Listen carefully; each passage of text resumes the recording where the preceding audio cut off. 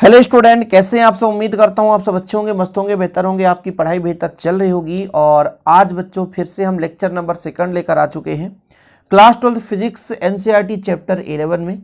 और आज के इस लेक्चर में बच्चों आप लोग सीखने वाले हैं इलेक्ट्रॉन उत्सर्जन। इलेक्ट्रॉन उत्सर्जन क्या है, कि कितने प्रकार से होता है, इसके बारे में चर्चा करेंगे। क्वेश्चन यहाँ से दो अंक के पूछे जा सकते हैं, जैसे प्रकाश विद्युत प्रभाव किसे कहते हैं समझाइए, द्वितीयक उत्सर्जक क्या है, क्षेत्र उत्सर्जक क्या है।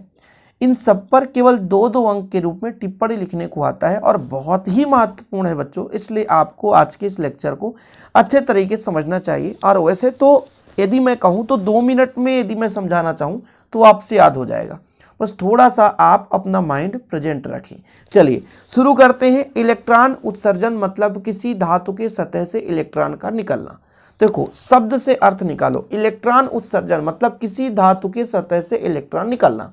अब वैसे ही बच्चों कोई रोता कब है, जब उसे कहीं ना कहीं कुछ ना कुछ दर्द दिया जाता है, चाहे वो मारने से हो, चाहे वो बात से हो, चाहे कोई घटना से हो, तो हम उसे दर्द देने के लिए हम अपनी भी एनर्जी कहीं ना कहीं खर्च करते हैं भाई साहब। इसी प्रकार से धातु के सतह से इलेक्ट्रॉन तभी निकलेगा जब उसको हम कहीं ना कहीं कुछ ऊर्जा देंगे। सिंपल है, चाहे उसे हम गर्म करें, चाहे हम प्रकाश किरण से, चाहे पराबैंगनी किरण से, चाहे विद्युत धारा प्रवाहित करने से, किसी धातु के सतह पर, किसी धातु पर हम यदि कहीं ना कहीं से एनर्जी यदि दें तो उस धातु के सतह से इलेक्ट्रॉन उत्सर्जित होगा।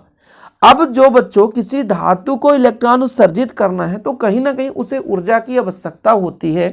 उसी ऊर्जा को हम उसका कार्यफलन कहते हैं, उस धातु का। कोई भी मेटल है, धातु है, उस धातु के सतह से इलेक्ट्रॉन यदि उत्सर्जित करना चाहते हैं, इलेक्ट्रॉन हम निकालना चाहते हैं, तो उस धातु को हम कहीं ना कहीं एनर्जी देंगे, कुछ ना कुछ ऊर्जा देंगे।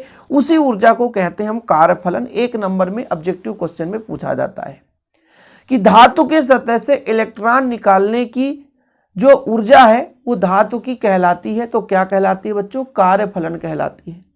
या ऑब्जेक्टिव क्वेश्चन में 1 अंक में प्रश्न पूछ दिया कि भाई कार्यफलन किसे कहते हैं, तो फाइन आर्ट से प्रदर्शित करते हैं किसी धातु के सतह से इलेक्ट्रॉन उत्सर्जित करने के लिए जो आवश्यक ऊर्जा होती है उसे उस धातु का हम कार्यफलन कहते हैं। क्या बोलते हैं बच्चों, कार्यफलन। तो इस प्रकार से कार्यफलन का मतलब समझ गए होंगे कि आवश्यक ऊर्जा, और यदि आवश्यक ऊर्जा उसे दे दिया जाए बच्चों तो इलेक्ट्रॉन उत्सर्जित होने लगेगा। तो धातु की सतह से इलेक्ट्रॉनों की उत्सर्जित होने की परिघटना ही इलेक्ट्रॉन उत्सर्जन कहलाता है। कितना सिंपल डेफिनेशन है।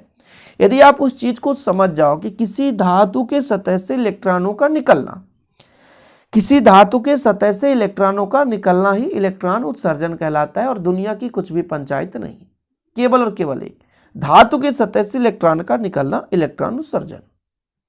धातु के सतह से इलेक्ट्रॉन का निकलना इलेक्ट्रॉन उत्सर्जन कहलाता है। ठीक है, कोई दिक्कत तो नहीं है। यह 4 प्रकार से होता है बच्चों। एक तापायनिक उत्सर्जन, दूसरा प्रकाश विद्युत उत्सर्जन जिसे प्रकाश विद्युत प्रभाव भी कहा जाता है, तीसरा क्षेत्र उत्सर्जन, और चौथा द्वितीयक उत्सर्जन। तापायनिक का मतलब क्या होता है, तापायनिक ताप देकर उसे गर्म कर दें। किसी धातु को हम गर्म कर दें, उसकी सतह से इलेक्ट्रॉन क्या होने लगते हैं, उत्सर्जित होने लगते हैं।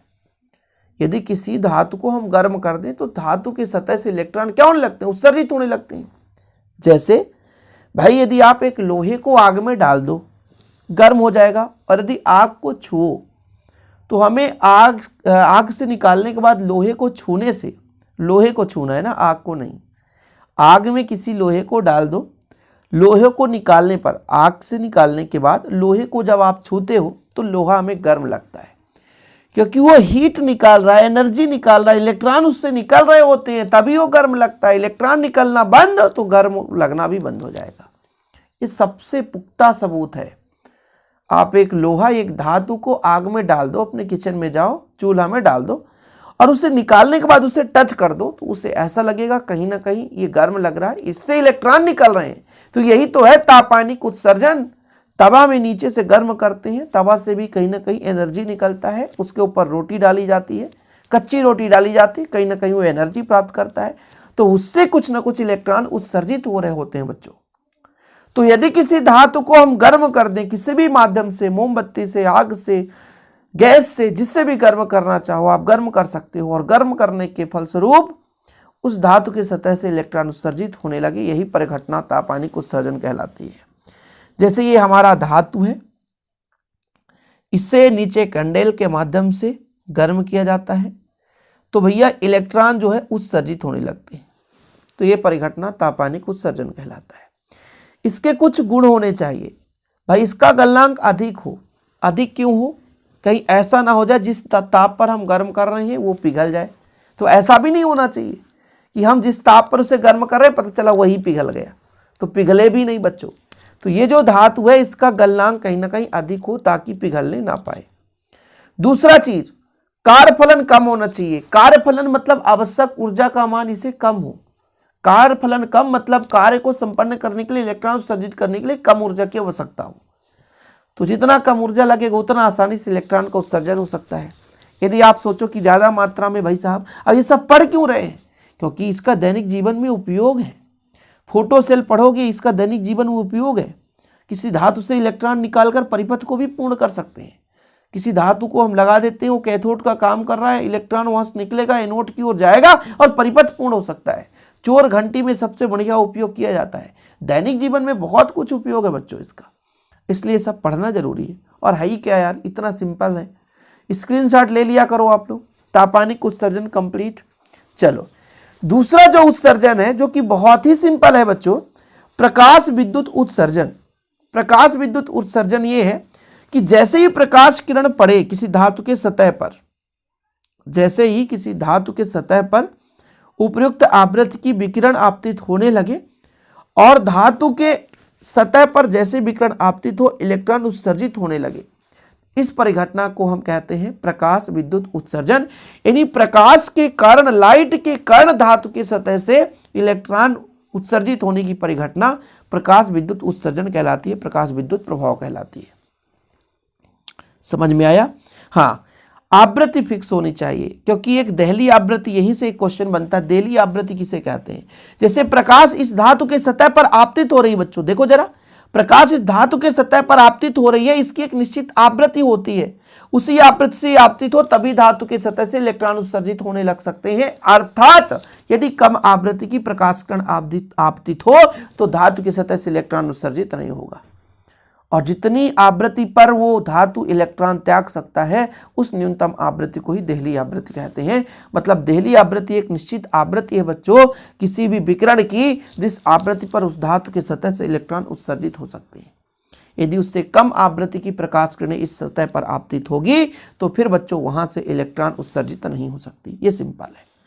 तो यदि एक ऑब्जेक्टिव क्वेश्चन बन जाए कि देहली आवृत्ति किसे कहते हैं, तो दी गई जो भी प्रकाश विकिरण है उसकी एक न्यूनतम आवृत्ति जिससे नीचे आवृत्ति होने पर प्रकाश इलेक्ट्रॉनों का उत्सर्जन ना कर सके, तब बच्चों उस न्यूनतम आवृत्ति को ही हम देहली आवृत्ति कहते हैं। फिलहाल प्रकाश विद्युत उत्सर्जन तो आप समझ ही गए होंगे कि किसी भी धातु की सतह पर उपयुक्त आवृत्ति की यदि विकिरण आपतित कराई जाए या आपतित होती है तो इलेक्ट्रॉन उसकी सतह से निकल करके बाहर निकलने लगते हैं, चलने लगते हैं। इस परिघटना को प्रकाश विद्युत प्रभाव या प्रकाश विद्युत उत्सर्जन कहते हैं। और बच्चों इन इलेक्ट्रॉनों को हम फोटो इलेक्ट्रॉन कहते हैं। जो इलेक्ट्रॉन सतह से निकलकर चलने लग जाए, जो इलेक्ट्रॉन सतह से निकलकर चलने लग जाए उन इलेक्ट्रॉनों को हम फोटो इलेक्ट्रॉन कहते हैं। ठीक है, सिंपल है। चलिए अगला नंबर देखो, क्षेत्र उत्सर्जक। क्षेत्र उत्सर्जक मतलब विद्युत क्षेत्र लगा दें कि किसी धातु की सतह पर प्रबल धारा प्रवाहित कर दी जाए और उसके कारण इलेक्ट्रॉन उत्सर्जित होने लग जाए तो उसे क्षेत्र उत्सर्जक कहते हैं। बहुत सिंपल है कि भाई क्षेत्र उत्सर्जक क्या है कि यदि किसी भी धातु के सतह पर प्रबल विद्युत धारा प्रवाहित किया जाए, विद्युत क्षेत्र लगाया जाए, उस परिस्थिति में उसके सतह से यदि इलेक्ट्रॉन उत्सर्जित हो तो उसे कहते हैं बच्चों हम क्षेत्र उत्सर्जक। समझ में आ गया? और इसके बाद जो चौथा उत्सर्जक है, तो पहला नंबर आपने देखा कि हमने गर्म किया जिसे तापानिक, यानी गर्म करने से ताप के कारण जो ऊर्जा रिलीज मतलब इलेक्ट्रॉन रिलीज हुआ उसे तापायनिक कह दिए। प्रकाश के कारण उसे प्रकाश विद्युत उत्सर्जन कह दिए। और जो हमने कहा क्षेत्र उत्सर्जक मतलब इससे धातु की सतह पर हमने विद्युत क्षेत्र लगाया तो क्षेत्र उत्सर्जक कहलाया।